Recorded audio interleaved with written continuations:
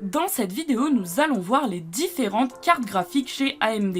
Nous allons évidemment voir les cartes graphiques les plus récentes, c'est-à-dire toutes celles qui sont sorties après 2006. Évidemment, les autres cartes graphiques seront mentionnées dans cette vidéo. AMD n'a pas la même identification que chez Nvidia, c'est-à-dire que pour reconnaître les cartes, c'est un autre système avec d'autres noms. Donc, comme je vous l'ai dit, nous allons commencer après 2006. Les premières cartes après 2006 se nomment les RX 500. Vous pouvez voir à l'écran actuellement que c'est une RX 570. Alors il faut savoir que le chiffre après le 500, cela définit la gamme dans la grande famille. Chez AMD, les grandes familles sont par exemple les RX 500, les RX 6000, les RX 7000, etc. Il faut savoir que tous les ans, une nouvelle grande famille sort. Par exemple, ici, c'est une collaboration avec MSI, mais il y a également des collaborations avec d'autres marques que nous allons voir dans cette vidéo. Évidemment, il y en a tellement que nous ne pouvons pas tout voir, mais il faut savoir que les capacités restent les mêmes. La seule différence avec les collaborations AMD et les marques, tout comme chez Nvidia, reste le refroidissement de la carte, et également le design. Ici par exemple, nous avons une RX 5700 XT. Mais que veut dire XT? XT c'est tout simplement un peu comme chez Nvidia le TI.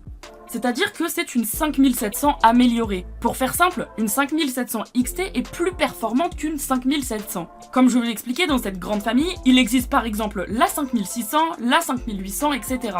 Évidemment, plus le chiffre derrière le 5 est important, plus la carte graphique est performante. Nous avons ici les cartes graphiques les plus utilisées dans nos PC actuels. C'est une RX 6600, donc la famille des 6000. Comme je vous l'expliquais, par exemple, une RX 6700 XT sera plus performante qu'une RX 6000. Alors on demande beaucoup quelle est la principale différence avec Nvidia. Pourquoi deux cartes graphiques qui se disent au même niveau coûtent un prix différent?